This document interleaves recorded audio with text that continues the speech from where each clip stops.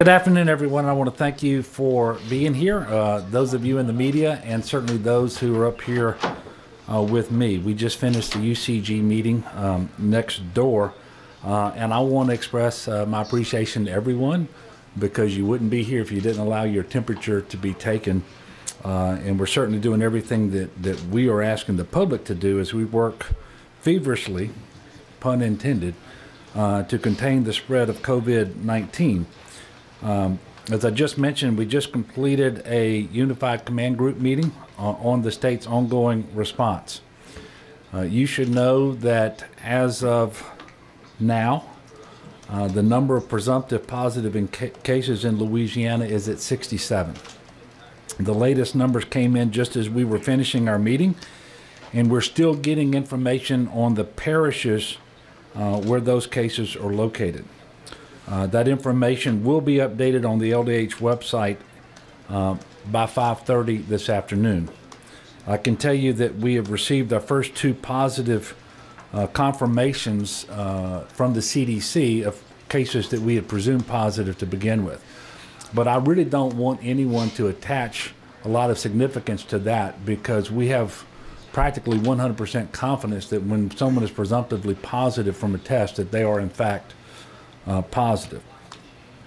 We're seeing the numbers rise rapidly, which is what we anticipated would happen, and that is why we took the measures that we did yesterday and really starting several days ago.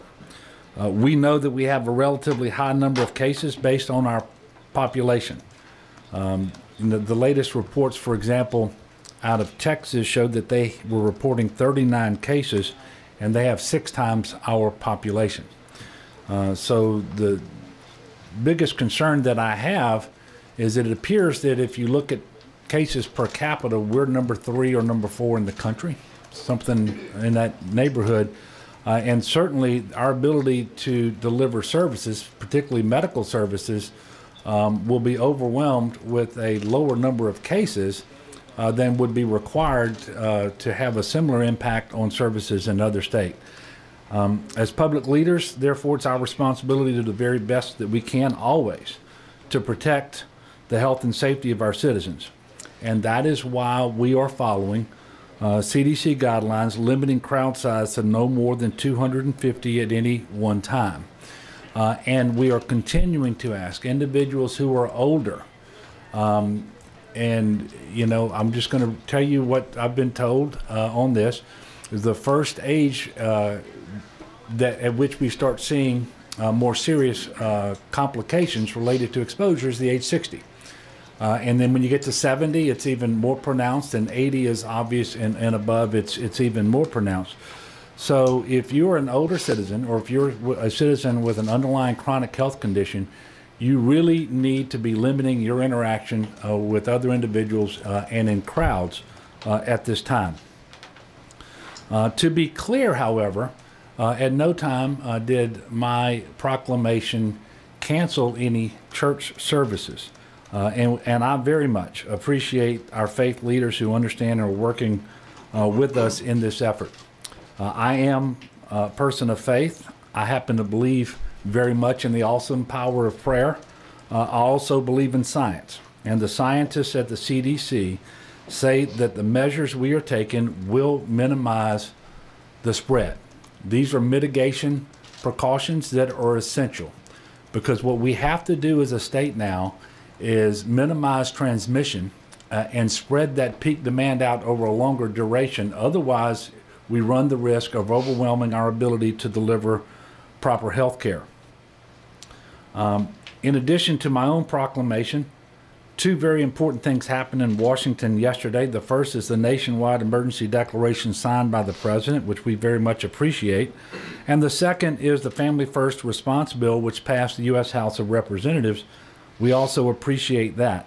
We will be looking at both of those instruments to identify any and all federal aid that we can take advantage of in Louisiana, whatever opportunities, whatever flexibility, whatever funding.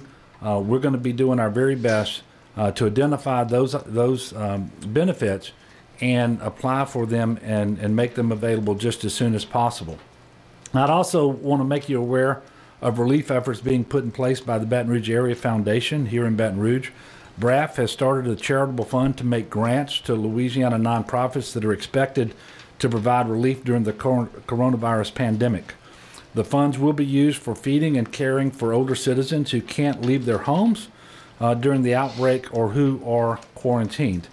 The fund can also be used for unexpected needs which may arise while we respond to this health emergency.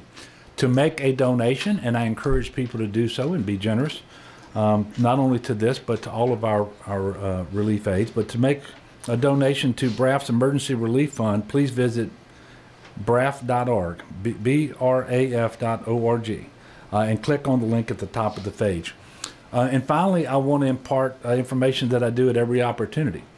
It is essential that we minimize the spread of coronavirus. Every single person in our state has a role to play.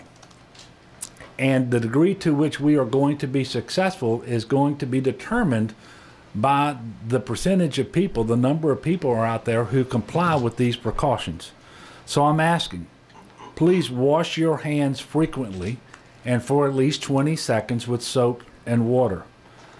Cover your cough or sneeze with your arm.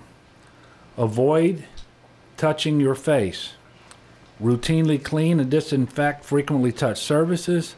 Avoid close contact with others. Practice social distancing as best you can. And stay home if you are sick. Stay home if you are sick. And I want to make a point about this and why it's so critically important. The test results that we're getting in today for the positive cases, those individuals probably received or were transmitted to the virus 4, 5, 6 days ago. So think about that. Even if from this moment forward not a single case gets transmitted, our numbers in all likelihood are going to continue to go up as people become symptomatic from the transmissions that have already happened. And so if you are feeling ill, stay home. There is a chance that you have the coronavirus and that social contact with others, being in close proximity to others, will unnecessarily expose them to the risk of spreading a coronavirus, even if your symptoms are relatively mild. Every citizen has a role to play, and I'm asking you to do that. You know, Louisianans have always been at our very best when there are challenges out there. This is one of those challenges. It is time to be good neighbors. It is time to think of our brothers and sisters, especially those in those categories who are most vulnerable, the elderly, and those with underlying health conditions.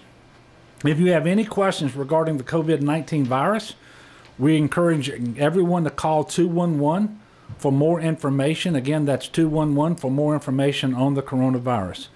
The next scheduled press briefing will likely be Monday. Obviously, if the circumstances warrant and we have updates to share between now and then, we will certainly do so.